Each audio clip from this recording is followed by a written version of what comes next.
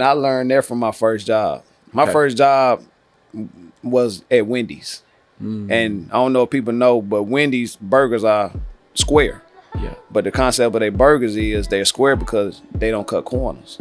Ooh. And I got that whole concept. I was just about a manager there. Yeah. That's good. So they whole, it rubbed off on me as an entrepreneur when I actually got out on my own to, I'm not going to cut no corners.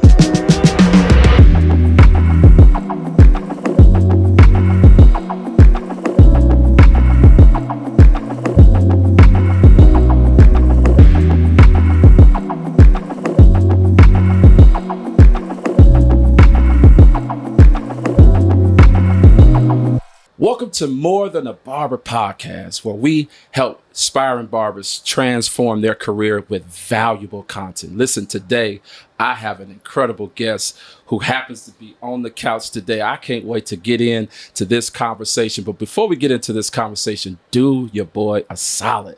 Make sure you like and subscribe. I even want you to share this episode today. It's going to be a game changer. I promise you. We're building a community that's going to help you I'm telling you, it's going to help you be a game changer for your career. So check this out.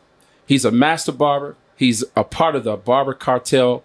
He is a multi-award winning barber. He is the Clutch Master Barber of 2023, excuse me. He is a shop owner. And guess what? He's actually my personal barber. I drive an hour away just to get my beard lined up.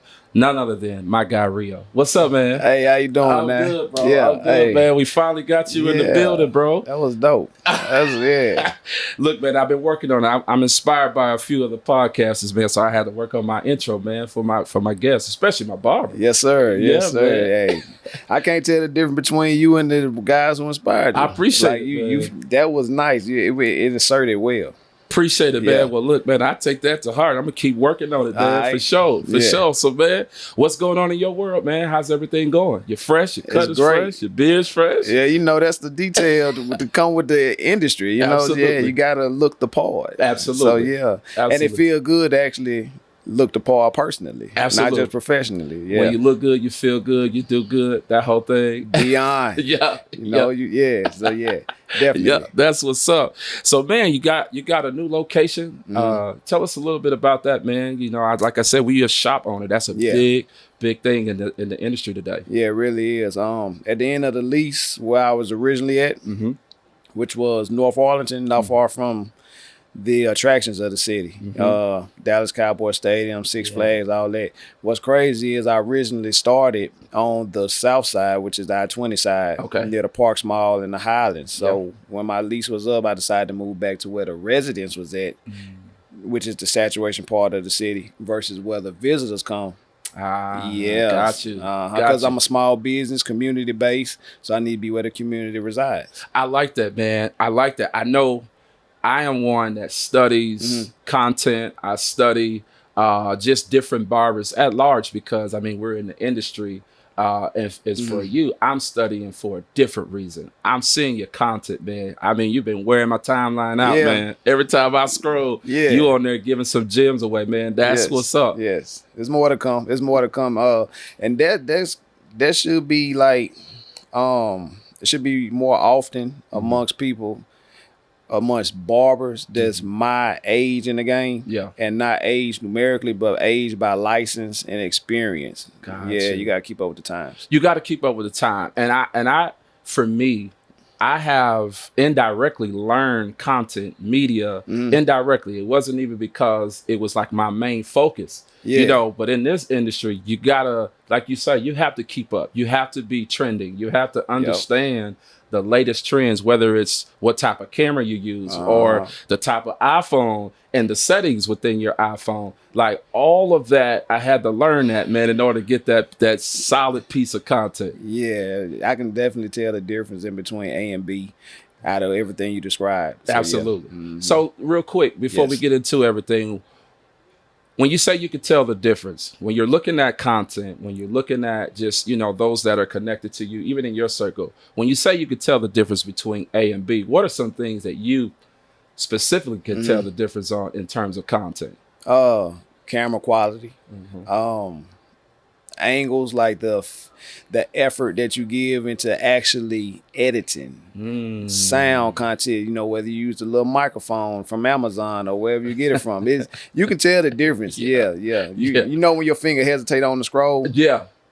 That's the difference. That's the difference. Yes. So you're talking about eye-catching, scroll-stopping content that's like, yo, wait a minute, that cut clean or that voiceover clean. Yeah. The quality is clean. Yeah, especially the voiceovers and the cut clean based on the camera that you're using, like what you said. I love it. Yes. Right now, I am seeing a lot of guys cut a lot of corners when it comes to quality content. And I know we're going to get into it. Quality content. They're cutting corners in terms of just hair cutting, like really a good hair cutter. Yeah, without the camera. Without the camera. And the guys that are cutting corners, sometimes it seems as if they're getting way more followers, way more likes, way more shares. And a lot has to do with that. And I don't know if they're buying the shares, buying, the likes, which is a thing. It is. But what would you say to that? Because I know you got your eyes, you kind of raised. So that's something that we're seeing in today's industry. It is, because I've been licensed 20 years. Okay. Like 04, I got my license, but I've been cutting since I was 11. So I've been barbering about 30 years. Wow. And the eras that changed in order for me to still stay relevant and active now, you can't beat the original journey. You know what I'm saying? So the original journey for them, the nowadays, newly licensed barbers, it is cutting straight to the chase. However, it's not gonna outlast the true foundation of actually learning how to cut. Because they confuse the enhancement with replacement. You know what I'm saying? I use enhancement. There's no knock on it, but just use it to enhance. So are you saying the enhancements in this new age, this new age barber, because you do have some really good young barbers, but you also have some that are hiding their work with the enhancements. That part. I mean, from blending to edge up to keep going. The beard work. Going. I mean, it's so many. Real, it's so many pointers that we can kind of point out that I've been seeing. And to your point, foundation is everything. How you start matters. How you start, you can't just start in this industry because you're connected with some influential barbers and think that their success is going to be your success. So forget the enhancements. In this point, man, you got to be a good hair cutter first. Yeah. And then to your point, use the enhancements to enhance the cut. And I learned that from my first job. My first job was at Wendy's. And I don't know if people know, but Wendy's burgers are square. Yeah. But the concept of their burgers is they're square because they don't cut corners. Ooh. And I got that whole concept. I was just about a manager there. Yeah. That's good. So they whole, it rubbed off on me as an entrepreneur when I actually got out on my own I'm not going to cut no corners. I know, for me, that is such a powerful gem because, again, that seems like the name of the game.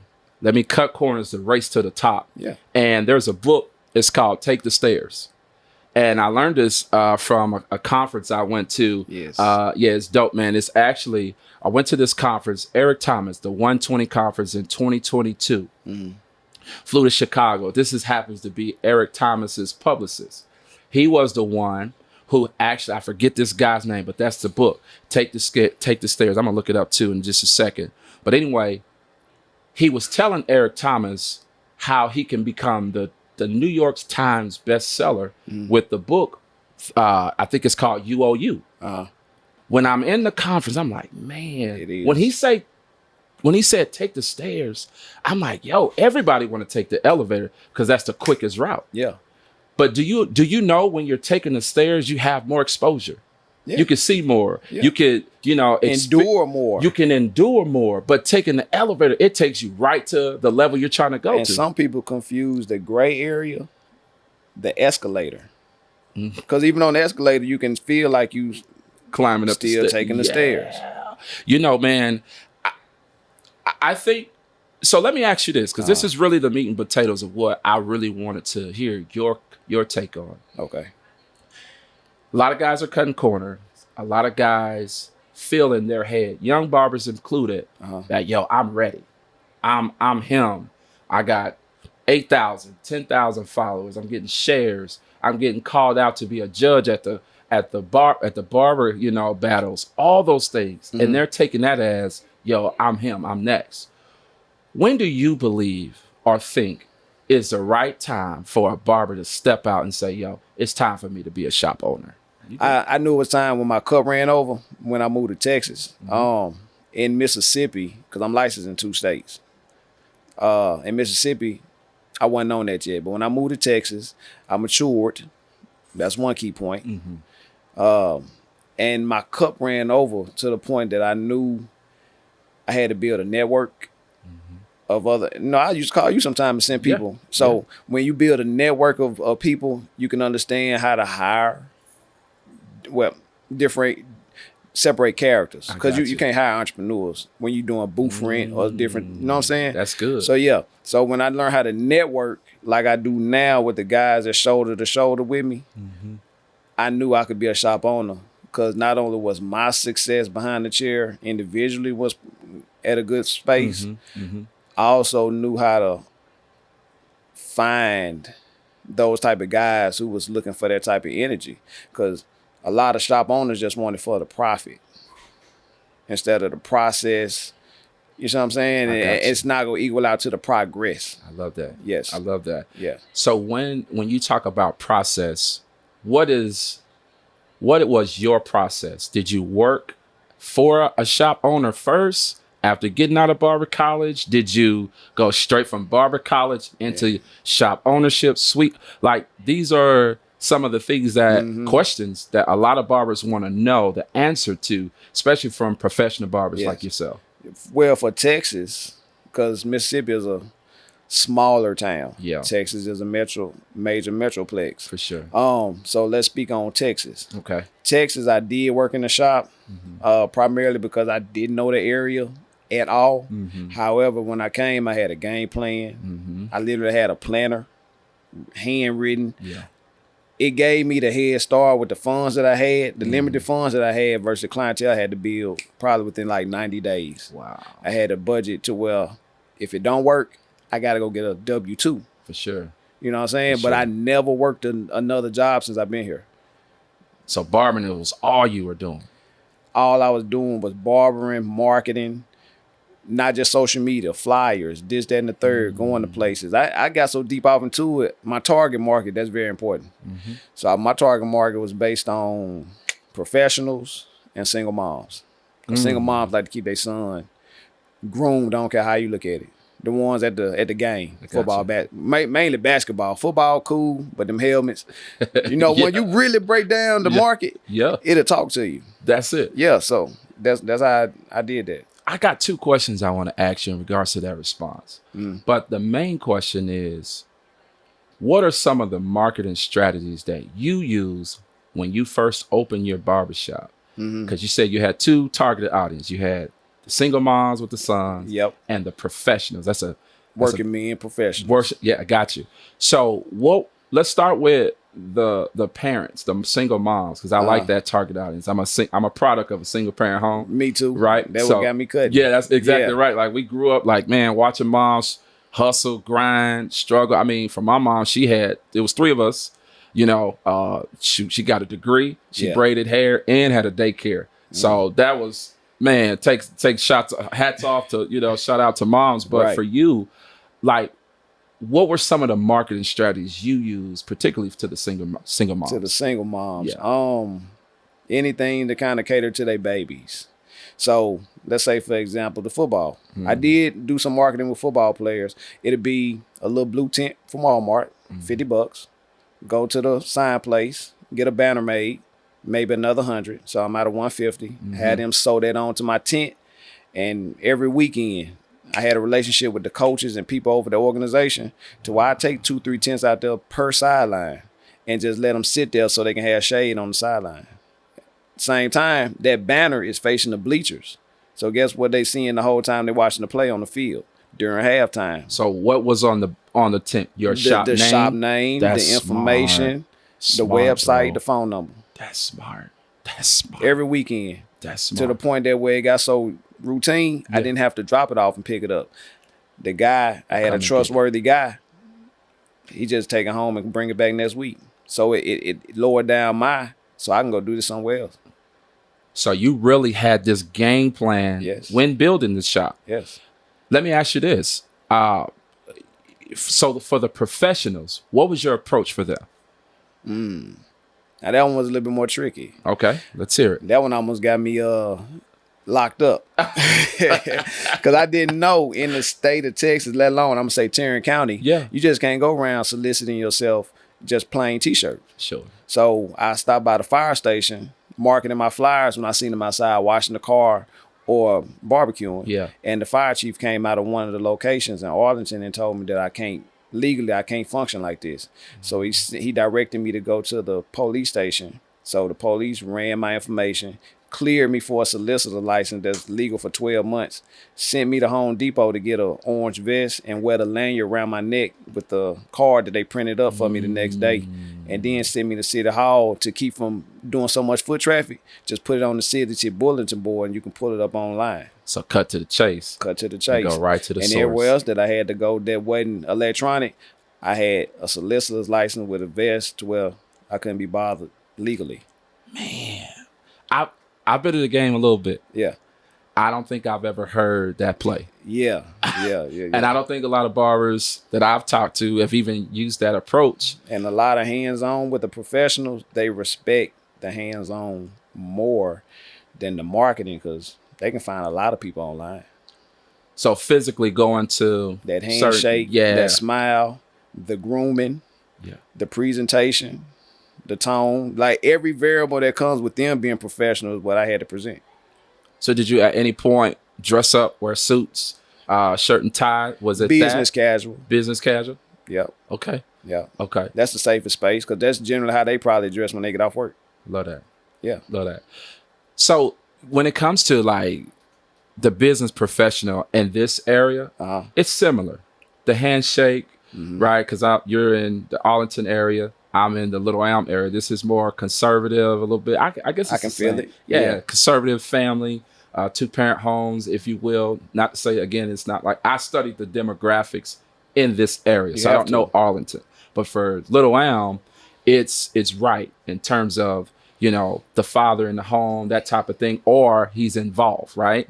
Secondly, you have a lot of guys they're no nonsense. I want to get in, I want to get out. Right. I don't want to, you know, sit in the barbershop all day. And I'm pretty sure you experienced that too, where, I don't have 3 hours to sit and wait for my turn. I have things to do. I have plans to do. And for me, particularly, those are the type of clientele that I've been really like chasing after because of their time, their schedule, and their mindset. As they're looking for a professional barber, that's a good relationship. It is. Because you don't know what they could, for example, we went to, I had a shop in Denton, and I've been cutting this particular client for maybe 15 years. And this is the power of professional relationships. This is the power of it.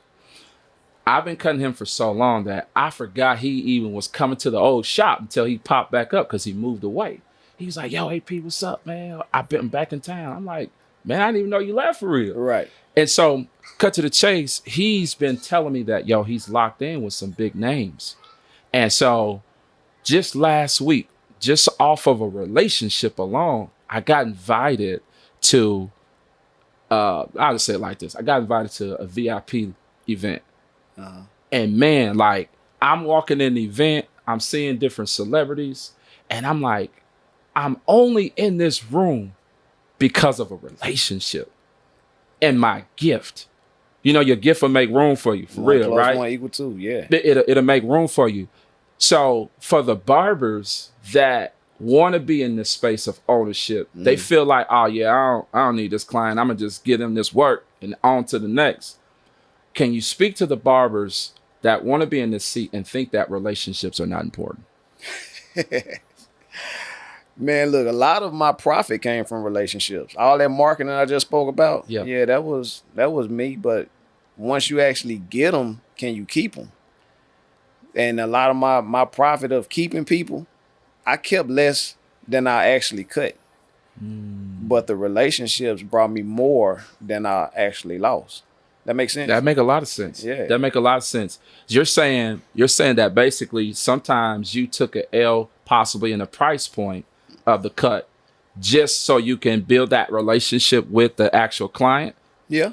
You know, you got scratch my back, scratch yours type situation. What it say on Guns and Butter? Yeah. Yeah, for sure. Yeah. For sure.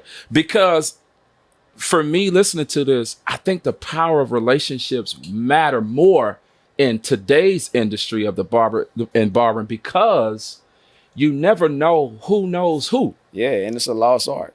Social media ruined, well, it ain't, not completely, but it definitely depreciated how valuable relationships are. Wow, you think so? You don't? You think that social media has shifted the way people enter? I mean, obviously it has, Yeah, but we don't have to take time to learn nobody. This interaction in the room, just me and the cameraman. You know, I had, it's a lot more organic than me just finding him online. Because even when you find somebody online, you still got to actually meet them to do the process versus organically doing introductions. You know, we had to be social in school. yeah, Our era. we played outside. Yeah, we played outside. Yeah, They don't do that no more. So they social skills can't build relationships as often, as healthy, as consistent.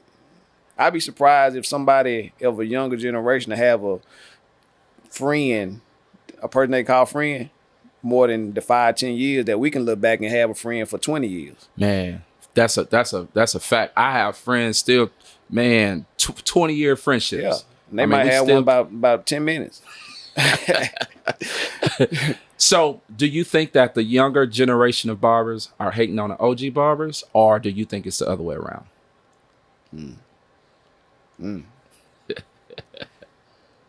I think I did it when I was young. I don't think there's no era of 20-year-olds that don't question, hate, or anything else the upper era.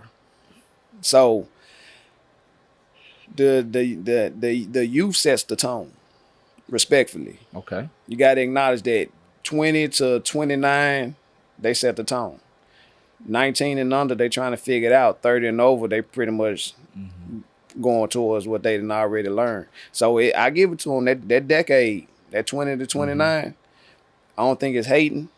I think it's just that, why don't y'all try what we got going on, because it's popping. So when you say set the tone, walk us through that. Like The trends for any variable car. You know what I'm saying? Fashion. Style of home. Yeah. No, even we might not, as they probably might not be a lot of 20-year-old something people who buy homes. But they definitely set the tone for when they turn 30 and start buying them. This is what they're looking for. So the economy start building that in advance to sell it to them, because that's what they know. Yeah, we've been having this conversation back and forth about it.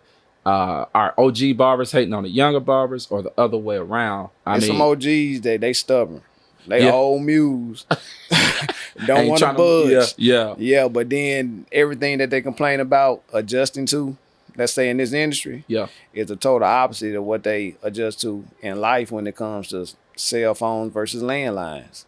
Yeah. You know, that's good. Standing in line paying bills versus getting online and paying bills. Auto pay. Yeah. That's it. So they don't want to adjust, but it's almost inevitable if you want to survive. If you definitely want to survive. My thing, bro, when I look at the industry now, a lot of young barbers, they are killing it. They are. I gotta give it to them. They can cut. They got the swag. They got the finesse. They got all of that going into 1 or 2 years of cutting, 3 years of cutting. They're getting it faster than what we've gotten it. Thanks. But for me, I do think that there are some things that the younger barber can learn from the OG barbers and vice versa. I think where the disconnect comes in is the lack of wanting to change. The CEO, check this out, the CEO of Nokia pulled his team together and told his team, hey, listen, we did nothing wrong, but we still lost at the end of the day. He said we did nothing wrong, but we still lost. In other words, when Samsung came on, when Apple came on to the scenes, they were so trending and so creative and so innovative that they smoked on Nokia because he was already in the winning spot. But till he had some competition, he like, oh, they're good. They're good. But because he didn't change, he got cooked in the process. Everybody does. Got cooked in the process. Blockbuster versus Redbox. 100%. Yeah. 100%. Then you have Netflix. Yep. So if you are afraid to change, you're going to get passed up. Irregardless of you a young barber, OG barber, Yep. you got to stay with the trends. You got to stay with the latest because that's what's going to keep you afloat. Facts. 100%. Yes. 100%. Yes. So we've been going back and forth. We read some of our comments. When I made that post, randomly made the post, and I asked a question a couple of episodes ago with our co-host, but man, it went crazy in the comments. I made that post a month ago, and they're still warring in the comments. Yeah, they still going at it in the comments. It's a relevant topic. It's a relevant and it's topic. not going to change. And actually, OGs, we're outnumbered. 100%. It's more youth. Yeah. Man, the age group, this statistic, the average age of the barber, I'm finna read it to you, is 18 Come on. to 30. Come on. I'm 42. To your point. Yeah. 18 to 30. 18 to 30. I didn't know that. And what age bracket I said to you? You said 20 to 29. Yep. So you spot on. So 18 to 32 they're like the primary barbers that's in the winning seat, if you will. Come on. Now, what has saved the OG barbers that's winning, such as yourself and others, I'm gonna say, I'm not gonna put myself in it, but what has saved us, right? I don't like to flex at all, is staying relevant. Yes. Staying trending, and then to your point, you alluded to this earlier, is the foundation. Yeah. What you stand on matters, and how you come into this industry, it matters. I had guys that were way colder than me, Right. way colder. And for those that are thinking like, which direction should I go? Don't go to a barbershop where you're the coldest barber. You can't grow. You can't grow. Like it's equivalent to being the sharpest knife in the drawer. Yep. I want to be so trash compared to my constituents, those that I'm cutting with, that I can learn from every person in there. And when it's time for me to open a shop, it's just time for me to open a shop. But this beef that I'm seeing, I saw a post the other day. It's two popular barbers, younger, older. They going at it. I don't even want to say their names. You know them too. You know exactly who the younger barber is. He got sponsorships. I'm just gonna say this. He got waves. And one of the OG barber, it's like a war, bro. It's such a war, and I don't like it because part of it is hate from the OG barber. From the OG. It's hate. Yeah. Because let's just be honest. Younger barbers can use their hair, or they got green eyes. They can get sponsored, and they could be a trash barber. But if they know how to work their sauce, it's over with. It's over with. It's over with. That's true story. It's over with. Yeah. So there's another statistic. 1 out of 4 barbershops close every single year. Oh. Do you think barbershops in this day and time are closing because of the lack, like we talked about, of wanting to stay with the latest trends, the lack of it? Like, what do you think that statistic, what does it speak to you? I think it's both sides of the fence between the owners and the barbers that's coming into the game. A lot of barbers come to the game, even in our era, because they want to be their own boss. That's not a good recipe to enter into no field of entrepreneurship just because you want to run something without having somebody run you. In order to be a good leader, you got to be a good follower. That's right. Yeah, and to be a good leader, the ones who do open the shop, how well do you follow? How well do you follow requests? How well do you follow anything besides your arrogance as to how this is how it's gonna be done? I like it. Yeah. And that 25%. No, you said 1 in every 4. One of every 4 shops close every single year. That's a lot. Yep. 1 out of 4. Yeah, a lot of people don't even tip 25% at the restaurant. Wow. So that 25%, that's a lot. And here's the thing. I think it's an epidemic of a lot of barbers thinking they want the announcement, but they don't want the investment. In other words, they want their name to be announced, but there's a process to get to the 3 shops, the 2 shops, the one shop, fully staffed barbers. That man, that's a process. It is. What is the best process that you would tell a barber coming into a space where he wants to open a shop? He's 25. He got the bread to open up a shop, but he don't have the right direction. What did you say? Character. Off the dome, character, man. It'll find you. You know, again, we're a small base business community, so it's only so much territory that you can find. Even marketing somebody who may want to come work in your shop, the commute is still a factor. So I say give or take maybe a 30-minute commute for the average person. Your character need to be 10 toes down within that half hour worth of radius. Wow. Go further. Let's talk more to that. I like that. It does, because even like you can have all the money in the world, all the networks in the world. That's you. That's your personal benefit. What are you doing to benefit others while you still have integrity, still have morals? You know what I'm saying? I got you. So yeah, it sounds like a lot, but it's just really, go get some self-improvement books. Go get on YouTube and watch some motivationals. You know what I'm saying? So my question is, do you think that barbers, to what you're explaining, they can just read books, watch a bunch of YouTube videos, and then open a shop and be successful? Do the work when you read books. Your friends will let you know you changing. You ain't got to ask them. Your family will let you know. They'll hug you more. You know what I'm saying? Yeah, that's People good. will call you more. See how you doing. You know what I'm saying? That's good. Yeah. That's good. Do you without telling nobody, no announcements, and check the feedback. And notice who's telling you these things.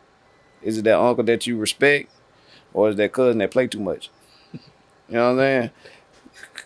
That's when you know you're ready to open something. Because anytime you're trying to move forward in something, you gotta be better and do better at it. That's good. You want to build your credit and buy a house, lock in at work.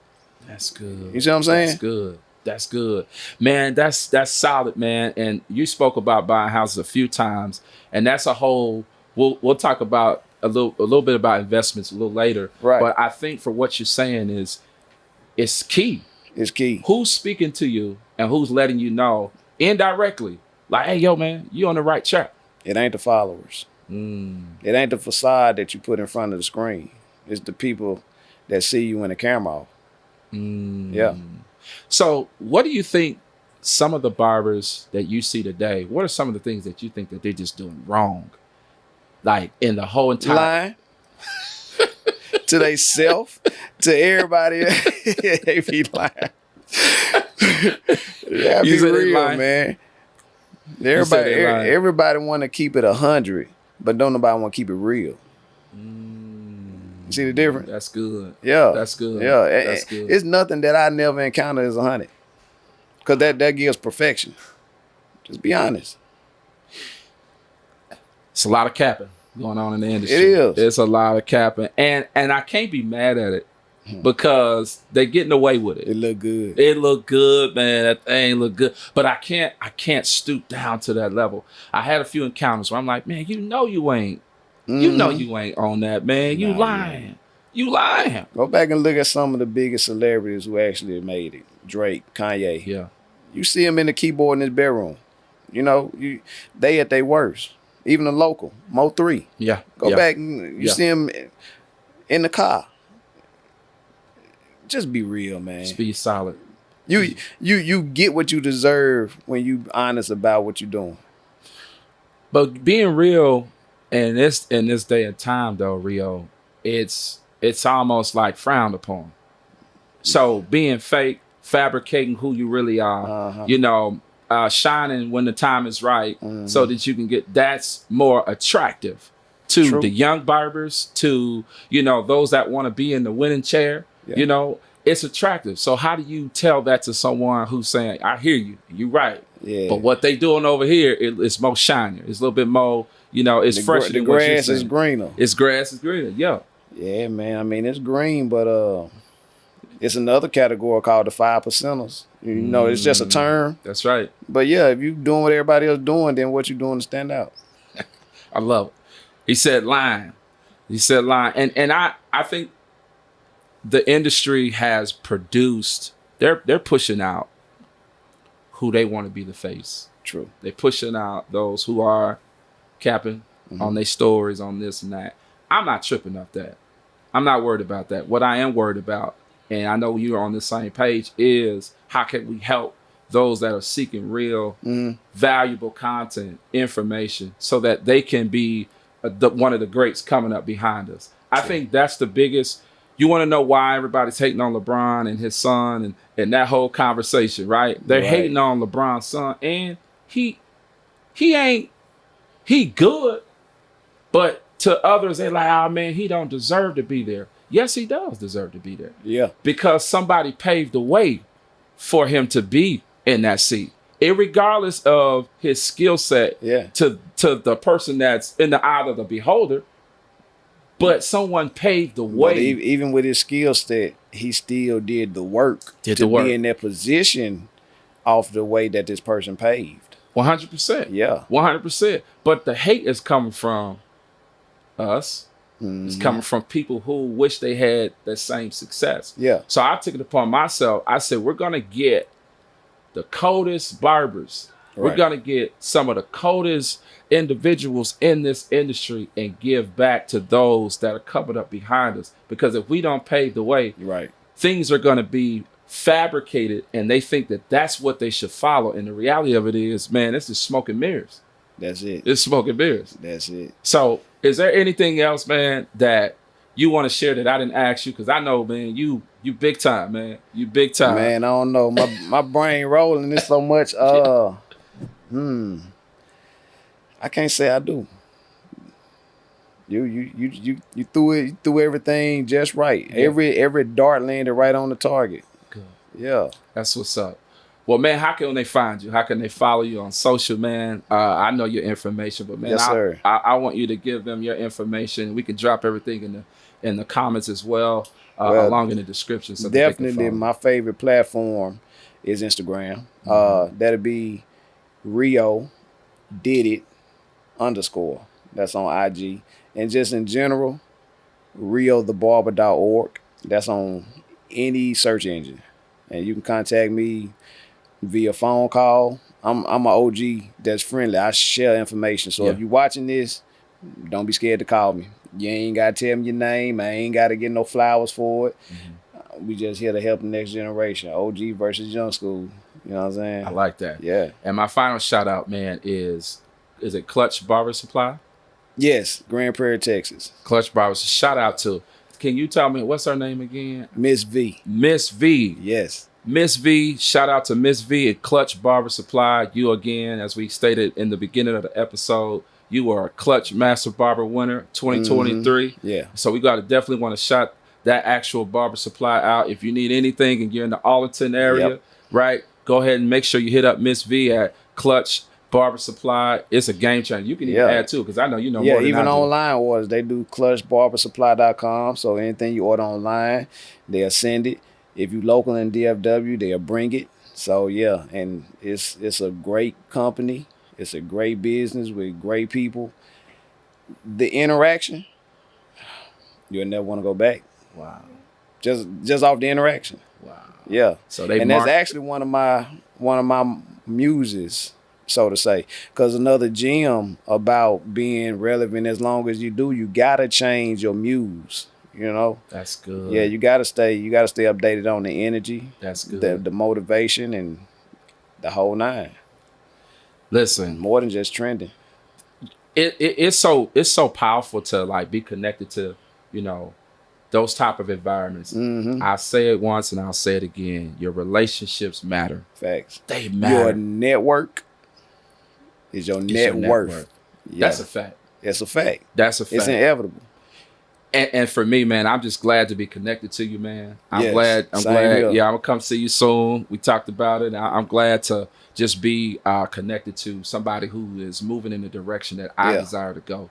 My man Rio. It says a lot for you to have me. Absolutely, Not only man. on the show, but as your barber. Absolutely. Yeah. Absolutely. Absolutely. Well, listen, this has been another episode of More Than a Barber. Make sure you like and subscribe. We can't wait to see you soon. Let's go. Hey, yo, check this out. If you like this episode, do me a favor. Make sure you subscribe down below. We got amazing content coming your way. Stay tuned for more. Let's go.